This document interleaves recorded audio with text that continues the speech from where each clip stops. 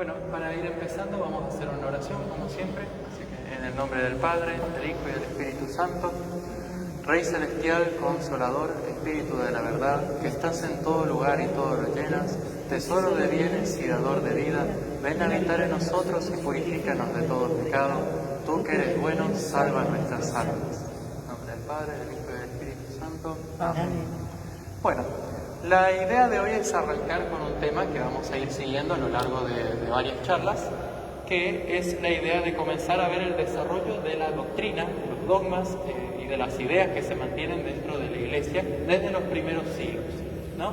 Entonces, a la hora de arrancar con estas doctrinas, estos dogmas, estos concilios que vamos a ir viendo que se fueron realizando a lo largo de la historia, estos debates teológicos, vamos a tener que partir por el principio del cristianismo y entrar en lo que se llama el periodo preniceno, antes de la legalización del cristianismo y del primer concilio oficial hecho por un grupo de obispos llamado por el emperador a que se pongan de acuerdo con ciertas cuestiones. Antes de eso ya hubieron ciertas controversias, ciertos autores que defendieron la fe, y durante este tiempo todavía de inestabilidad y de inseguridad hubieron muchos grandes teólogos defensores de la fe que podemos ponerlos todos en este periodo preniceno, que estuvo lleno de problemas como todos los periodos de la historia. Para empezar, bueno, vamos a retomar una cuestión que nosotros sabemos, que ya lo hemos visto antes, y es que el ser humano, por el pecado original, no puede sacarse a sí mismo de su propio estado de pecado, de su propia miseria en la que vive, ¿no?, en este mundo, sino que necesita de Dios que venga a sacarlo de afuera, porque todo lo que haga el ser humano va a hacer girar en círculos sobre sí mismo, siguiéndose a sí mismo, a su propia opinión, en lugar de ir hacia la verdad objetiva que es Dios, hacia el punto de referencia de toda la creación, ya que es el autor de la misma, y porque Él es, como habíamos visto antes, santo, ¿no? Él es diferente de la creación. Entonces, siguiendo a Dios es la única forma que tenemos para salir de ese círculo vicioso de autoseguimiento de uno mismo. ¿Qué pasa? Las enseñanzas que no vienen de Dios las podemos comparar con la Torre de Babel, este relato bíblico, apenas después de la caída del ser humano, después del diluvio. En el Génesis tenemos este relato de la Torre de Babel, donde el ser humano por sus propios medios trata de construir una torre para subir hasta el cielo, ¿no? Esto lo podemos comparar, por ejemplo, con la idolatría o con las herejías, en las que el ser humano, por sus propios medios, a su manera, ignorando el plan de Dios, trata de subir al cielo, sin buscar a Dios, sino el estado de comodidad que tiene en el paraíso, digamos. Entonces, podemos compararlo con estas torres, estas ideas con esta torre, del tratar de buscar subir al cielo a la manera humana, ignorando a Dios, que eso es absolutamente peligroso. Vamos a partir primero de la palabra hereje, del origen etimológico de esta palabra y de por qué se la empezó a usar como tal, porque la palabra proviene del latín hereticus, que a su vez viene del griego haeretikos, que significa libre de elegir, que muchas veces he visto un montón de publicaciones en un montón de lugares que hablan de la Iglesia censura a los que son libres de elegir. No, la cuestión viene de, se le llama hereje al que elige, al que es libre de elegir, porque esta persona elige trozos de la revelación en los que cree y trozos en los que no. Eso es peligrosísimo, porque al fin y al cabo, si yo le estoy diciendo a Dios lo que Él tiene que decir, no le estoy dejando que me venga a salvar. Estoy hablando yo, no está hablando Dios. Por eso, hereje es el que se le dice, ¿no?, libre de elegir, porque elige trocitos de la revelación. Acá podemos ver esta imagen conocida de Jesús, el Pantocrátor del Sinaí, que tiene dos rostros, ¿no?, uno serio y uno más apacible, y vemos que si lo tomamos por partes, simplemente nos da a entender una cosa u otra. Acá parece simplemente bondadoso y sin ningún problema, y en el otro está con un rostro severo. Tenemos que entender a la imagen completa para comprender la real naturaleza de Cristo. Así también pasa con las ideas y con las enseñanzas y con lo que Dios nos enseña o con lo que Dios es, porque Él no solo nos comunica verdades, sino que se comunica a sí mismo, nos abre un camino hacia Él. Entonces, es muy problemático el recortar lo que dice Dios, porque nos estamos alejando del camino que Él nos marca y estamos dejando de seguirlo a Él, sino que de vuelta volvemos a seguirnos a nosotros mismos y nos desviamos, construimos nuestro camino al cielo, pero que no nos lleva al cielo, no nos lleva a ningún lado. Y porque las persecuciones fueron devastadoras, fueron terribles para el cristianismo durante el periodo romano, el periodo de persecuciones hasta casi el 325, con interrupciones de por medio, pero con las herejías nos estamos encontrando algo que podríamos incluso llamarlo peor, algo que de hecho Jesús nos advirtió. No teman a los que matan el cuerpo pero no pueden matar el alma, teman más bien a aquel que pueda arrojar el alma y el cuerpo a la gehenna o gehenna, porque lo que no viene de Dios no te salva. Acá la cuestión es que se están poniendo en juego su propia salvación a la hora de enfrentarse a las herejías. Ese es el gran peligro que se enfrenta y que se tuvo que enfrentar el cristianismo, porque antes el enemigo está claro, el enemigo viene de afuera, pero ahora el enemigo se presenta como propio, y esto nos puede llevar a, de vuelta como dijimos, construir torres de Babel y seguirnos a nosotros mismos y no salvarnos, que eso es muy peligroso. Entonces fue necesario para la Iglesia, cuando se empezaron a enfrentar con estas situaciones, a establecer límites, ¿no? Y expresar con claridad lo que se cree para no recortar a Jesús y al mensaje de Dios. Y estos son los concilios y ese es el trabajo del magisterio de la Iglesia a lo largo de toda la historia, que sigue trabajando, por supuesto. Podemos comparar, por ejemplo, a la Iglesia desde sus orígenes como un campo amplísimo sin vecinos, que nunca fue necesario marcar sus límites explícitamente. Se sabe que el campo termina ya por los pinos, más o menos, qué sé yo, que hasta el caminito del frente llega el terreno y bueno, sin mucho problema nunca es necesario marcar ningún límite. Sin embargo, si de golpe aparece una persona y nos planta su casa ahí, cuando se empiezan a usurpar el terreno, bueno, vamos a tener que llamar expertos, hacer todo un quilombo, marcar los límites y delimitar los terrenos correctamente, marcar justamente esos límites que van a ir siendo los dogmas o todas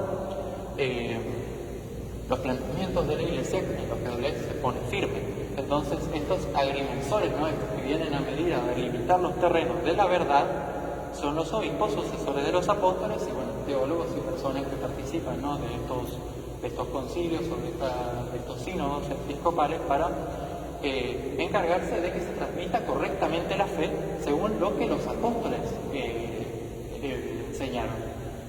Porque la Biblia uno lo agarra por pedazos simplemente y puede sacar cualquier conclusión. Uno tiene que leer la palabra de Dios, recibir la palabra de Dios acorde al contexto en el cual fue escrito y acorde a lo que enseña la Iglesia, para que uno no le haga decir al texto y no le haga decir a Dios lo que uno quiere que diga, sino que diga lo que corresponde, lo que es. Así en los concilios, bueno, se marcan estos límites para estar seguros de que estemos en la verdad. El primer gran problema, que no podemos llamar herejía, porque esto es previo a todo esto, incluso, bueno, no se entraría todavía dentro de lo que es el cristianismo, pero el primer gran problema lo encontramos ya en la Biblia en tiempos de los apóstoles con la cuestión de los judaizantes. Las personas que básicamente exigían para los nuevos conversos al cristianismo que primero sean judíos. Primero tenían que ser judíos antes de ser cristianos y por supuesto cumplir la ley de Moisés y cumplir la circuncisión con todas las normas y las leyes de la Torá.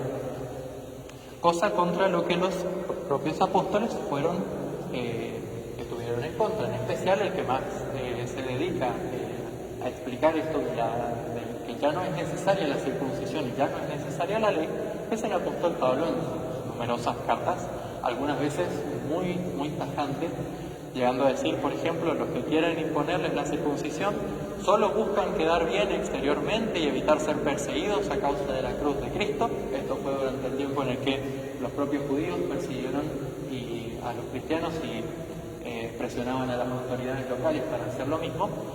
Llega a decir, en cuanto a los agitadores, ojalá que llegaran hasta la mutilación total, muy enojado. Y en otro momento, hablando a Tito, dice, son muchos en efecto los espíritus rebeldes, los charlatanes y seductores, sobre todo entre los circuncisos. A esos es necesario taparles la boca, porque trastornan a familias enteras enseñando lo que no se debe por una vil ganancia. Está hablando de grupos de gente que están presionando a los pobres cristianos recién conversos desde el paganismo a seguir los rituales judíos y a seguir la tradición judía.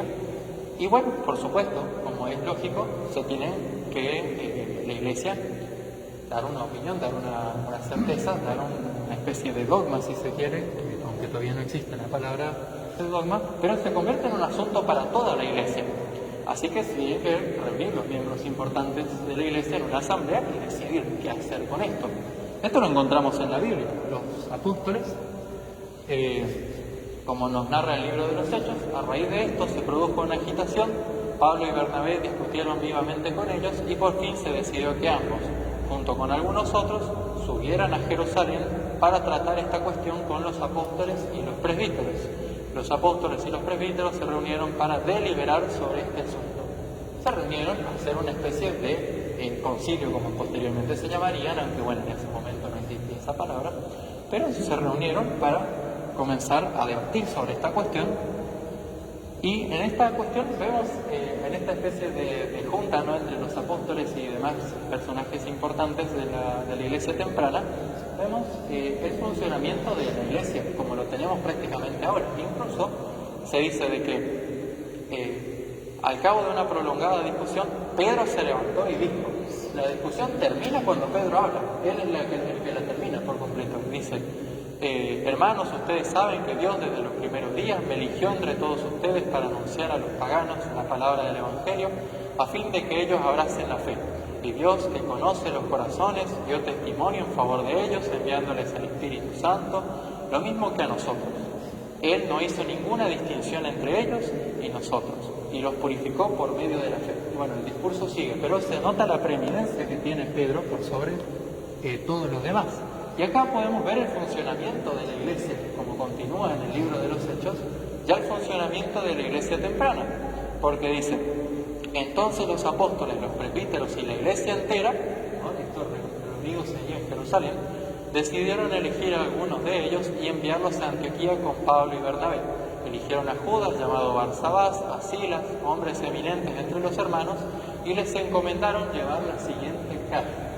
Ahí, bueno, está la carta entera en Hechos de los Apóstoles, que pueden leer sobre esto, ¿no?, ya no es necesaria la circuncisión, pero se dice que los delegados, después de ser despedidos, descendieron a Antioquía, donde convocaron a la asamblea y le entregaron la carta. Esta fue leída y todos se alegraron por el aliento que les daba. O sea que la decisión se escribe en una carta, se manda a una comunidad y la comunidad lo tiene que aceptar, porque es lo que decide la iglesia. Lo tenemos ya desde Hechos de los Apóstoles. Tenemos entonces, anacrónicamente, pero podemos ya llamarlo, un concilio y una bajada de línea doctrinal por parte del Papa y los obispos con directivas a seguirse dentro de esa comunidad. Y la comunidad no recibe. ¿Por qué? Porque entienden la estructura de la iglesia desde sus orígenes. Ya, el cargo que tiene Pedro y el cargo que tienen los apóstoles. Posteriormente, y también lo tuvieron que sufrir los apóstoles, y esto es más peligroso, surgió otra idea que sí fue condenada como herejía, que es el gnosticismo. El gnosticismo tiene la peculiaridad que, a diferencia de otras herejías, nunca plantea nada claro. Tiene ciertos rasgos generales que más o menos conserva en todos sus aspectos, pero hay chocorrocientas iglesias gnósticas e ideas gnósticas que incluso se siguen persistiendo hasta el día de hoy, dentro de sectas, por supuesto, a su manera, o también en el común de la gente por malas interpretaciones de la Biblia, pero que sigue existiendo desde ahora, ya prácticamente 2000 años tenemos este problema dando vueltas. Pero entre sus ideas generales tenemos, primero que nada, el rechazo a la materia, con esa influencia mística oriental que tenían de ciertas religiones orientales y también con ciertas filosofías griegas que mezclaban el Dios con la fe. había un rechazo absoluto a la materia. Esto, lo importante es el espíritu, la materia es mala, la carne es mala directamente, y por tanto Jesús no se encarna. Porque no, Dios no puede tomar materia mala. Después tenían una concepción de que esto era para algunos elegidos, no todos iban a ser salvados, solo los elegidos, y habían tres tipos de elegidos, por decirlo de alguna forma. Tenías el común de la gente, que no eran más que animales, después unos pocos que eran los que los seguían a ellos, los que estaban destinados a ser seguidores, y ya está, y después los pocos iluminados por el Espíritu o por la verdad, nada más que eso. Después, nuevas y más revelaciones era lo que ellos decían tener. De ellos se conservan varios evangelios apócrifos que la Iglesia los leyó, los comparó, los vio que no eran inspirados, que no era lo que los apóstoles habían transmitido, que no era palabra de Dios. Por ejemplo, ahora me viene a la memoria el evangelio apócrifo de Tomás, si mal no recuerdo, que no es ni de Tomás, no es de Tomás el apóstol. Pero por ejemplo planteaba en la parábola de la oveja perdida que Dios abandona a las 99 y va a buscar la oveja gorda y favorita, porque esos eran los mejores, y ellos eran la oveja favorita, los gnósticos, en su secta. Que obviamente vemos esto no lo diría Dios, esto no lo enseñan los apóstoles. Bueno, acá. También hablaban de varias apariciones de Jesús resucitado con ciertas ideas que les decían a ellos para sus pocos elegidos, también dentro de esta idea gnóstica, y también por supuesto separados de los apóstoles, separados de las enseñanzas de la Iglesia. Y esto lo tuvieron que vivir ya los apóstoles. Vemos por ejemplo que el evangelista Lucas tiene una forma muy ingeniosa en Hechos ya de confrontar a esta gente, diciendo: después de su pasión Jesús se manifestó a ellos dándoles numerosas pruebas de que vivía, y durante 40 días se les apareció y les habló del reino de Dios. No les trajo nuevas revelaciones, no les trajo nada diferente de lo que ya te viene contando Lucas a lo largo de todo su evangelio y de todas las predicaciones de Jesús durante su vida. Jesús en su vida habló del reino de Dios, resucitado habla del reino de Dios, no viene con nuevas revelaciones ni con cosas especiales ni fantásticas. Acá viene con su mensaje, nada más. Y por supuesto Juan, que es el que más lo tuvo que sufrir, que fue el apóstol que más vivió, incluso que los tuvo que debatir incluso con ellos, pone de hecho en su prólogo: y la palabra se hizo carne. Y por muchos momentos de su evangelio y en sus cartas, incluso en el Apocalipsis, se habla de la encarnación como cosa fundamental. Y por ejemplo encontramos dentro de sus cartas, que se sabe, que más o menos se teoriza que las cartas vienen como declaraciones incluso para el Evangelio por ciertas cuestiones que habían en las comunidades de esa época. Las cartas, bueno, van para resolver ciertas cuestiones doctrinales, de parte, otra vez, cartas de un obispo a una comunidad para que se enseñe rectamente. Vemos por ejemplo que él dice: en esto reconocerán al que está inspirado por Dios. Todo el que confiesa a Jesucristo manifestado en la carne procede de Dios, y todo el que niega a Jesús no procede de Dios, sino que está inspirado por el anticristo, por el que ustedes oyeron decir que vendría y ya está en el mundo.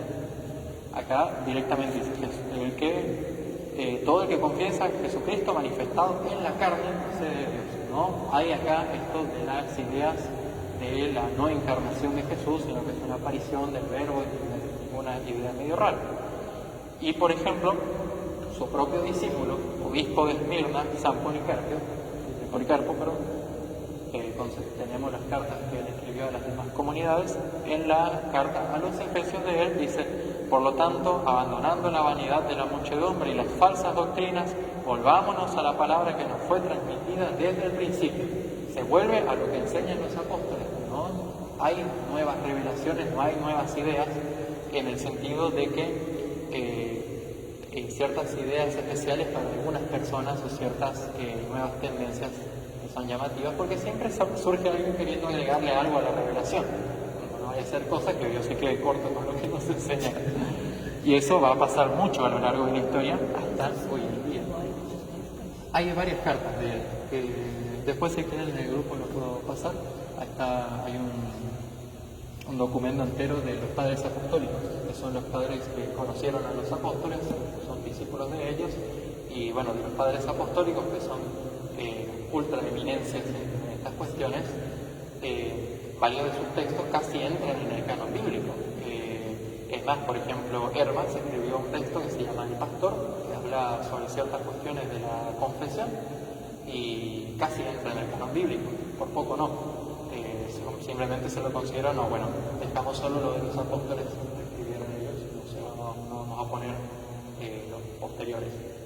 Fue una cuestión temporal incluso, pero no por falta de valores técnicos. Tenemos, por ejemplo, a Clemente de Roma, el cuarto papa, que en la sucesión, hacia el año 88 aproximadamente asume, que dice, por ejemplo, y nosotros, coincidentemente, habiendo sido llamados en Cristo Jesús por su voluntad, no hemos sido justificados por nosotros mismos, ni por nuestra sabiduría o conocimiento, porque los gnósticos creían que te salva el conocimiento, ante todo, o piedad u obras, sino por la fe, por la que Dios Todopoderoso justificó a todos desde la eternidad. A Él la gloria por los siglos de los siglos. Amén. Él habla también en esa misma carta a los Corintios, de Clemente, sobre la salvación para todos, la resurrección, por supuesto, porque los gnósticos también niegan la resurrección, porque niegan el valor de la carne, de la materia, y por supuesto la presencia, cuidado y orden de Dios en su creación, cosa que los gnósticos también negaban, que decían que Dios está por encima de la creación y no la puede tocar. Él es más puro que eso, por eso crea o engendra logos, a través de él nomás hace las cosas, porque Dios no se puede meter con la creación porque es demasiado puro para esto. Cosa que, en cierto sentido, estas ideas posteriormente irían evolucionando en otras herejías también, que tomarían pedazos de las ideas de los gnósticos. Que bueno, cada secta gnóstica tenía sus propias ideas particulares. Después encontramos a ciertos autores que son grandísimas eminencias de este periodo, que vienen apenas después de los padres apostólicos, de los sucesores más directos de los apóstoles, y tenemos, por ejemplo, a Tertuliano. Tertuliano y Orígenes, justamente estos no son santos por ciertos errores doctrinales que tuvieron en vida, que no llegan a ser herejías, pero son ciertos errores que no se pueden admitir para por lo menos llamarlos santos, porque mucha gente por ahí va a empezar a creer esas mismas ideas que estos pobres ellos creían. No es que sean herejes, porque en esa época ni siquiera existía la doctrina para decirte, no, esto no va. Posiblemente, incluso conociendo la vida de estas personas, si la iglesia hubiese promulgado una cosa, lo hubiesen acatado como palabra de Dios como corresponde. Pero Tertuliano tiene un escrito muy interesante sobre la resurrección de la carne y sobre el valor de la carne. Y es interesante cómo habla de que nosotros somos imagen y semejanza de Dios, por supuesto con nuestro cuerpo incluido. Y nuestra carne está hecha a imagen del Hijo de Dios que habría de encarnarse en el mundo, ¿no? Entonces habla de nuestra carne como valiosa, de Dios, de Jesús encarnado, y por supuesto habla de el valor de esta materia que Dios nos da, porque Él la elige a la materia para dárnosla. Eso es fundamental dentro de las ideas de Tertuliano. Y Orígenes habla de una cosa muy interesante, que es sobre la lectura de la Biblia. Él plantea que la lectura de la Biblia se tiene que hacer, ahí lo cito directamente, para comprender las Escrituras de parte de aquellos que se atienen a las reglas de la Iglesia celeste de Jesucristo, transmitida según la sucesión de los apóstoles. Así se lee la Biblia, se lee acorde a cómo te la transmiten los sucesores de los apóstoles, y eso es palabra de Dios. Así se lee la palabra de Dios, en su contexto, porque en el contexto de la Iglesia, en el contexto de los apóstoles y de la tradición, se escribe, y con el Espíritu Santo, por supuesto, y en eso se lee también. Eso es interesante porque son autores súper tempranos del cristianismo que lo tienen muy, muy claro. Orígenes era de Alejandría, y Tertuliano de lo que hoy sería Argelia, Alejandría es en Egipto, africanos los dos, pero Orígenes de corriente griega y Tertuliano de corriente latina. Tertuliano es de hecho el primer autor latino que se tiene registro de toda la tradición de la teología occidental más romana. Él es el primer autor que escribía en latín y él era de Cartago, que hoy en día es Argelia, más o menos ahí en la parte de África, abajo de Italia. Y Orígenes sí es de tradición griega, más tirando a bizantino, pero es alejandrino, en realidad no es bizantino, más de tradición, bueno, griega. Orígenes es un gran autor, si algún día tienen oportunidad, lean lo que él escribió. Grandes santos como San Basilio, San Juan Crisóstomo, San Gregorio de Niza, Gregorio Nacianceno, eran muy fan de Orígenes y leían mucho los textos porque son muy valiosos. Escribió un montonazo, hay bibliotecas de lo que él escribió. Y por supuesto, el más eminente de esa época contra los gnósticos al menos fue San Irineo de León. También él era de la provincia de Asia, del oriental, pero trabajó en Francia como obispo ya en los años 140 hasta el 202, que él defendió el valor del cuerpo contra los gnósticos, la unidad alma, cuerpo y espíritu, porque dice que la imagen y semejanza de Dios se da en los tres, no en uno, ni en otro, ni en dos, ni en uno y medio, no, se da en los tres juntos, en la mezcla de las tres cosas del ser humano, alma, cuerpo y espíritu, ahí se da la imagen y semejanza con Dios. Defendió la sucesión apostólica, él tiene un texto muy lindo, hoy un poco triste, contra un amigo, ex amigo de él, con el que se pelea porque se fue con los gnósticos, y este le reclama con los escritos de su propio maestro, que fue Policarpo, de Esmirna, discípulo a su vez de Juan el Apóstol. Y él le dice, ¿no te acordás de lo que nos enseñaba nuestro maestro cuando decía tal y tal cosa? Porque él defendía absolutamente la sucesión de los apóstoles como la auténtica forma de recibir la palabra de Dios. Condenó, por supuesto, las ideas gnósticas y defendió el canon bíblico. Eso también es muy importante, el canon como lo tenemos. También, esa herejía del gnosticismo es una de las más amplias para estudiar y hay 1000 variantes del mismo gnosticismo, es decir, hasta hoy, a veces adentro de la iglesia por ciertos problemas. Y bueno, en algunos casos sus propias ideas van evolucionando en ideas que se van a ir desarrollando en otras herejías más. Por eso es fundamental entender que desde el inicio ya hubieron sectas que quisieron leer como parecía lo que Dios enseñaba o inventarse nuevas revelaciones para fundamentar su propia filosofía con sus propias ideas. Después está otra herejía que también es antigua, que se termina de condenar en el Concilio de Nicea y posteriores, porque vuelve de alguna forma, que es con respecto a las complicaciones en tratar de entender al Dios Trino. Quizás en el principio fue menos problemático incluso el entender que Dios era uno. Eso fue menos problemático, porque ya lo avalaba toda una tradición del Antiguo Testamento, que leída de cierta manera acorde a la forma en la que ya lo leían los judíos y muchos griegos que también lo interesados, era más fácil de captar. Pero a la hora de hablar de un Dios trino, al no existir todavía incluso el concepto Trinidad para ellos o las ideas posteriores que salían en gran parte gracias a los padres capadocios en el Concilio de Constantinopla muchos años después, hay un gran problema a la hora de recibir esto. Entre eso surgió el modalismo.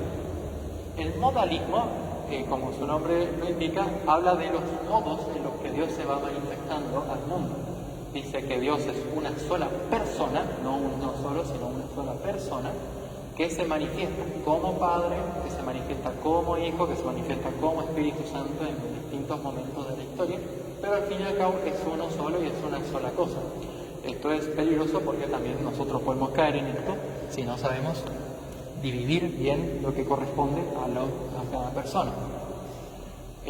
Ante esto tenemos registros antiquísimos de padres de la Iglesia que hablan en el caso de Teófilo de Antioquía, que es el primero en decirlo claro, habla de Dios como tríada, ¿no?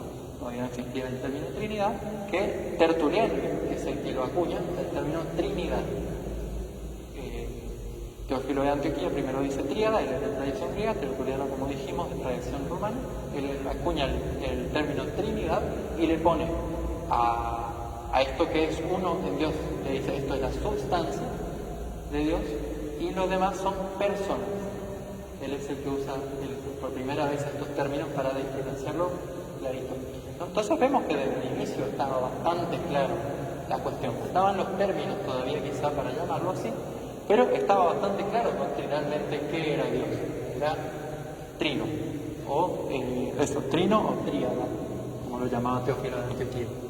Y podemos encontrarlo, por supuesto, en la Biblia, en los diálogos entre las personas de la Trinidad. Encontramos, por ejemplo, a Jesús hablándole al Padre: te alabo, Padre, Señor del cielo y de la tierra, por haber ocultado estas cosas a los sabios y a los prudentes y haberlas revelado a los pequeños. Sí, Padre, porque así lo has querido. Está hablando, diferenciándose del Padre. Después, el Padre en la carta de los Hebreos es citado hablándole al Hijo. Dice, en cambio a su Hijo le dice, tu trono, Dios, permanece para siempre. El cetro de tu realeza es un cetro justiciero. ¿No? Entonces el Padre hablándole al Hijo. Y por supuesto el Espíritu Santo. Dice, igualmente, el mismo Espíritu viene en ayuda de nuestra debilidad, porque no sabemos orar como es debido, pero el Espíritu intercede por nosotros con gemidos inefables. O sea que el Espíritu también se diferencia de Dios, porque intercede ante el Padre. Lo tenemos diferenciado. Entonces, las tres personas están claramente diferenciados en la Biblia, a menos que tengan un trastorno mental se hable solo, pero por supuesto que no. Estamos hablando de Dios. Entonces, vemos que son personas diferentes, que son Dios. Posteriormente, también dentro de la tradición de la Iglesia, vamos a encontrar con una herejía que en ciertos aspectos sigue presente en algunas personas, sin saberlo, ¿no? Esto, por ejemplo, del modalismo, muchas personas por ahí lo piensan así, pero no lo saben. O esto del marcionismo también algunas personas pueden llegar a pensarlo así sin saberlo. Porque marcionismo viene de un hombre que se llama Marciano, que planteaba que el Antiguo Testamento tenía que ser absolutamente descartado, porque acá se están hablando de dos dioses. Uno es el Dios malvado, creador, que va a exterminar gente en el Antiguo Testamento, y otro es el Padre bondadoso de Jesús. Nosotros tenemos que seguir al Padre bondadoso de Jesús. Entonces borramos el Antiguo Testamento, borramos el Evangelio de Mateo porque cita demasiado el Antiguo Testamento, el de Marcos también por las dudas, y Juan como molesta mucho también. Entonces nos quedamos con Lucas y Pablo. Eso era lo que planteaba él. Y nada más. Terrible, lo cortaba todo. Entonces, ¿qué pasa? Ante esto, grandes autores, de nuevo, los que ya más o menos habíamos escuchado, vienen a ponerse en contra, ¿no? Por supuesto Policarpo, por supuesto Tertuliano, Orígenes e Irineo. Tertuliano es por ahí el que más escribe contra ellos, porque tiene un texto directamente contra Marción. Porque en especial uno de los autores, pero ya mucho tiempo posterior, San Ambrosio, sería uno de los que más valoraría la unión entre el Antiguo y el Nuevo Testamento, porque no se entiende el Nuevo Testamento sin el Antiguo, y el Antiguo se tiene que leer con el Nuevo Testamento, desde el Nuevo Testamento, es la luz que lo hace ver.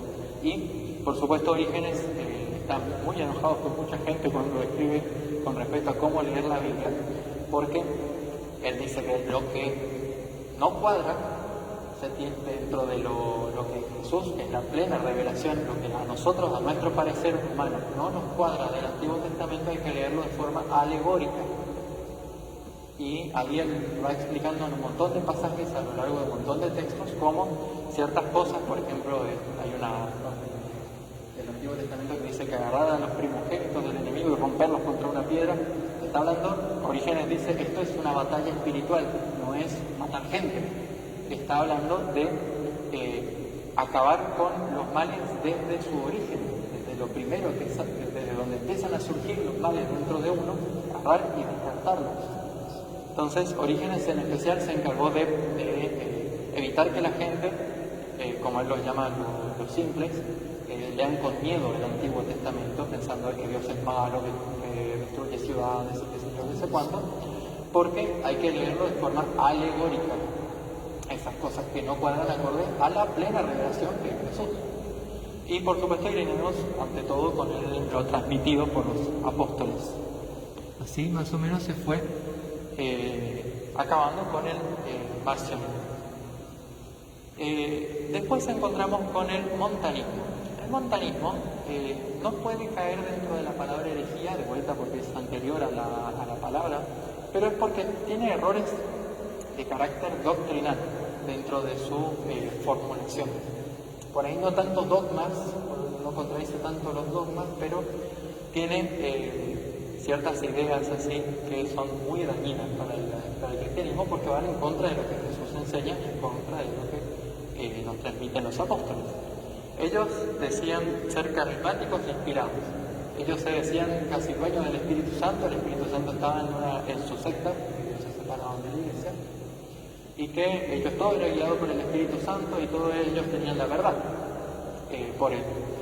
Esto era muy complicado porque por muchos años además la cuestión del Espíritu Santo fue dejada en pausa sobre el dogma del Espíritu Santo, porque cuando alguien empezaba a hablar del Espíritu Santo ya automáticamente pensaban en los montanistas. Entonces por un tiempo ni tocaron la cuestión, estaban desconectando. Después otra idea era el entender la inspiración como posesión por Dios, lo cual es incorrecto, porque como sabemos Dios nos salva desde nuestra libertad a través de la encarnación de Jesús. En todo nos enseña que Él trabaja cooperando con el ser humano y que los textos bíblicos son cooperados con el ser humano en la hora de escribirse. Ellos decían ser poseídos por Dios sin intervención de su parte humana, cosa que va contra la revelación y contra el método de Dios de revelarse. Después, negación del perdón a los que perdían la gracia. Eso era por ahí lo más jodido. Porque esto lo que hace es que justo fue después de las persecuciones, de una primera persecución, surgen los montanistas, que las personas que por miedo o por debilidad o por miedo de perder a su familia y demás negaron el cristianismo y pedían ser reintegrados, estos se lo negaban absolutamente. Cosa que va en contra de lo que Jesús nos pide a nosotros, es perdonar siempre. Y si nos pide a nosotros, pues obviamente entender que Dios lo hace. Pero bueno, ellos decían que la gracia era una sola, la gracia bautismal, y chao. Se termina todo con el pecado. Entonces no había reintegración en la comunidad tampoco. También empezaron a negar ciertos aspectos de por ejemplo, el matrimonio. Primero, cuando era más light, se podría decir, negaban las segundas nupcias. O sea, vos te enviudabas y ya no te podías casar. Bueno, allí pasa todavía. Pero después ya no había que casarse directamente, porque la carne es mala, de vuelta. Y da pena un poco porque Tertuliano, el que defendía la carne y se defendió contra un montón de herejías, terminó formando parte de esta secta. Y él tenía esposa, y hay una carta en la que primero le escribe, cuando todavía no había caído dentro de esta secta, le escribe que si él muere, porque fue en plena persecución, que se case en Cristo, con un cristiano, por lo menos, ¿no? Eso le pedía. Después le vuelve a escribir otra carta más adelante, no te cases, directamente, más adelante. Y por supuesto, no podías correr de las persecuciones, según su ideología, cosa que va también contra lo que dice Jesús, porque Él manda que cuando los persigan, váyanse a otra ciudad. Lo dice claramente. Que el martirio no es algo que hay que ir buscando por ahí a ver quién me mata. Esto es un poco tiranían por ese lado incluso. Y por supuesto, esta creencia tan fuerte y tan, como uno diría, ¿cómo te convencen de esto con tanta fuerza? Es porque creían que la llegada de Cristo era inminente y ya, está por llegar dentro de mañana, pasado, por ahora, ya. Entonces, por supuesto, muchos tenían problemas ya del tipo que Pablo advirtió. Por ejemplo, que no querían ir a trabajar, porque ya viene Dios mañana. No puedo casarme porque ya viene Dios mañana, es una pérdida de tiempo. No puedo hacer tal cosa porque ya viene Dios, entonces anulaban su vida humana totalmente. Y Pablo advierte ya en sus cartas contra esto, incluso llega a decir que no trabaja, que no coma, porque es inminente, está viniendo, pero no es ya. Y además tenés que vivir tu vida de humano, porque Dios te pone una vida de humano que tienes que vivir y después te va a pedir que dar cuenta de esa vida humana que habéis tenido. No puedes no tener una vida por esperar a Dios. Gracias a Dios esta herejía, y que fue durante un tiempo, no tanto herejía, pero fue una secta separada de la iglesia, que se llegaron a separar oficialmente, se terminan reintegrando un tiempo después, se aclaran los problemas y se terminan los asuntos doctrinales y sectarios cuando San Agustín los logra convencer a ellos, que es el que termina resolviendo, a unos años después, ¿no? Pero no tuvo un gran impacto como sí tuvieron por ahí los otros, y en especial el gnosticismo, que fue lo que más atacó dentro del cristianismo a la religión y a la verdad. Así, posteriormente, después de estas herejías que se terminan condenando al final como herejías o como ideas contrarias a la fe en los posteriores concilios, tenemos que todo este periodo de tiempo, a su vez, a la par, estaban dándose las persecuciones contra los cristianos, lo cual te trae ciertos problemas, por ejemplo, que no te podés reunir, como habían hecho los apóstoles en Jerusalén, para decir, bueno, todos estamos de acuerdo con que esto no. Entonces, muchas ideas se fueron filtrando por acá y por allá, y por más que un solo manuscrito llegó a Irlanda por el mar, andás a ver allá perdido cómo, y bueno, 2 o 3 leyeron y ya empezaron a enseñar errado. Entonces, ese es el problema de este periodo, antes de la legalización del cristianismo, gracias a Constantino. ¿Qué pasa? Esto no significa que el cristianismo, como en algún montón de personas llegan a afirmar, haya sido fundado o inventado por Constantino. Tenemos los registros de todos los padres apostólicos y de un montón de autores y registros históricos extra por afuera de la Biblia, de historiadores romanos, historiadores judíos, hablando de lo que creían, decían y hacían los cristianos, en especial sobre los padres apostólicos, defendiéndose de estas herejías, y casos como Ignacio o Tertuliano diciendo Dios es trino. Lo tenían muy claro. Incluso, bueno, los apóstoles ya hablando en contra de las herejías y mostrando una organización eclesial igual a la que tenemos ahora, con un funcionamiento igual al que tenemos ahora. Está bien. Y así, durante este caldo de cultivo que fue el periodo de las persecuciones, se daría una de las más grandes diferencias y una de las más grandes divisiones que tuvo el cristianismo, que fue ya con el arrianismo, que recién se trataría en el 325 con el concilio de Nicea. Pero bueno, hasta acá llegamos por ahora. La idea del arrianismo sería retomarlo en nuestra charla, y nuestra idea fue fundamentalmente que entiendan el periodo preniceno anterior al primer concilio, que podemos ver la gestación del cristianismo y el funcionamiento de la iglesia, cómo se proclaman, cómo conocían, cómo rezaban, cómo vivían la fe los primeros cristianos, que no se diferencia prácticamente en nada de cómo lo tenemos hasta ahora, y que vemos el desarrollo doctrinal casi completo. No tenemos gente que no sabía de lo que estaba hablando, ni gente que no creía lo que posteriormente promulgó, sino que vemos casos espectaculares. Trinidad no tenían claro desde el principio, la idea de la encarnación lo tuvieron los apóstoles directamente, los evangelios están, las discusiones contra los gnósticos, las discusiones contra las demás herejías, todo vemos que tiene una coherencia completa dentro de este periodo preniceno, que era, bueno, la idea era darla a conocer y darla a entender, en especial a los padres apostólicos que tanto trabajaron durante ese tiempo. Y bueno, la próxima vez veremos ya el concilio de Nicea y su trabajo contra el arrianismo.